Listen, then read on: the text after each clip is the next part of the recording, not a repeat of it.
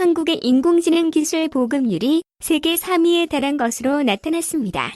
3월 중순 민간 싱크탱크 K정책 플랫폼이 경제협력개발기구와 함께 자료를 분석한 결과 지난해 인공지능 보급률이 우리나라는 인도와 미국에 이어 3위를 차지한 것으로 나왔습니다.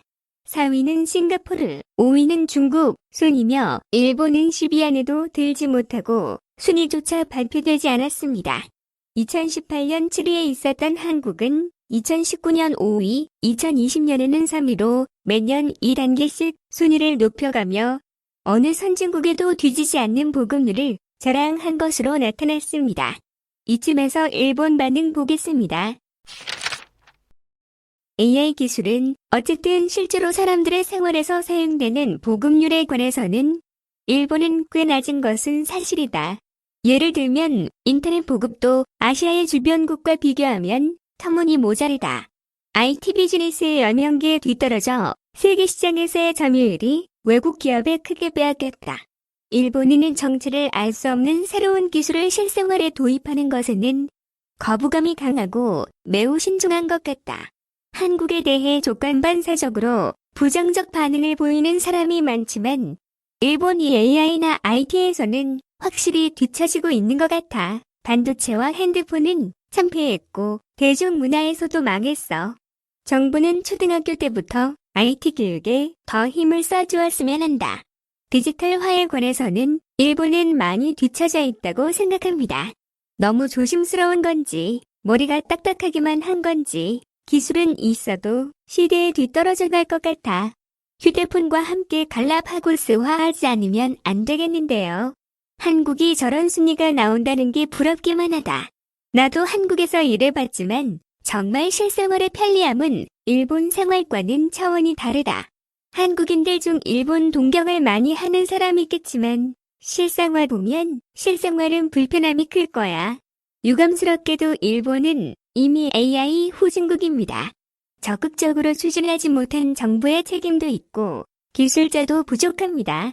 일본의 기술 관련 부처들은 노후한 정치가들이 점령하고 있어서 앞으로 세계를 따라잡으려면 상당한 세월이 걸릴 것입니다.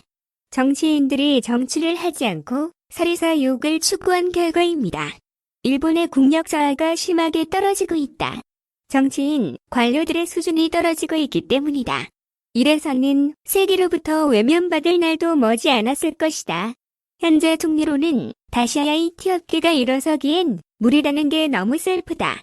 이 순위가 사실인지는 모르겠지만 한국의 IT 기술과 엔지니어의 수준은 일본과 일본인보다 앞선다는 현실은 받아들이는 것이 좋아. 한국에서 AI가 어느 정도 보급되어 있는지에 관심은 없지만 이 분야에서 일본은 크게 늦어지고 있다. 정부는 생각을 고치는 것이 좋다. 이야, 한국은 굉장하네요. 하지만 일본은 그런 일 신경 쓴 적도 없고 일일이 비교하지 않습니다. 한국은 현재의 불편함을 개선하고 사람들이 어떻게 하면 편리해질까를 항상 몰두한다. 하지만 우리 일본은 너무 보수적이라 신문물을 받아들이지 않으려 한다. 정치만 봐도 알 수 있다. 변화에 대해 두려움이 크다. 그래서 저런 순위가 나오는 것이다. 지금에 만족하며 항상 위에 있다는 생각을 버려야 한다. 안 그럼 언젠간 한국에 압도될 것이란 걸 주의해야 한다. 한국에 유학 갔을 때 모든 상점에서 핸드폰으로 결제하고 카드로 결제하는 것에 너무 놀랬다.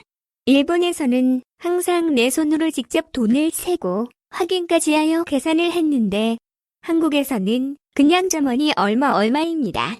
하면 아무렇지 않게 카드와 핸드폰을 내민다. 아마 일본은 이런 시스템이 도입된다면 가장 먼저 제대로 내 돈이 정산되는 것일까? 고민부터 할 것이다. 변화를 두려워하는 건 일본인의 특성이니깐. 이런 작은 기술에도 놀랄 텐데 인공지능 시대엔 얼마나 혼란을 겪을지 눈에 보인다. 미래를 향해 개선해 나가려는 의지는 본받아야 마땅하다고 봐. AI는 언젠간 인간 사회에 없어서는 안 될 정도로 퍼질 텐데 그때 돼서야 서둘러 투자하고 연구하려면 늦어. 저 순위표에 일본이 없다는 것에 참 놀랐다. 아니 일본이 순위 안에도 없어. 대체 뭐 하고 있었던 거지? 한국의 순위는 알 바 없지만 일본의 AI 인공지능 기술이 순위에 들지 못할 정도로 처참하다는 게 분하다. 순위에도 들지 못하는 일본, 시대를 따라가지 못한다. 그런데 생각해보면 자민당 밑에서 변화를 두려워하고 더욱 보수화해 나가는 일본인이 어쩔 수 없다. 한국은 물론 동남아시아들에게도 뒤처질 것 같아. 정말 일본은 90년도에 항상 머물러 있고 더 무서운 건 국민들도 현실을 모르고 있다는 것. 많은 국민이 스마트폰도 여권도 없잖아. 이번 영상을 만들며 전에 일본에서 1년을 살아본 한국인의 후기글이 떠오르네요. 후기글의 일부를 말씀드리며 마치겠습니다. 일본은 아직도 현금을 카드로 계산하지 않고 잔돈 1엔까지도 꼬박꼬박 철저하게 계산해서 돈을 내고 줄이 아무리 길어도 계산할 때 동전 지갑을 꺼내 동전을 찾고 있다. 세계 경제력 3위라는 국가가 이런 아날로그적인 시대를 지향하고 있다니 놀라웠다. 영상을 유익하게 보셨다면 좋아요와 구독 부탁드립니다.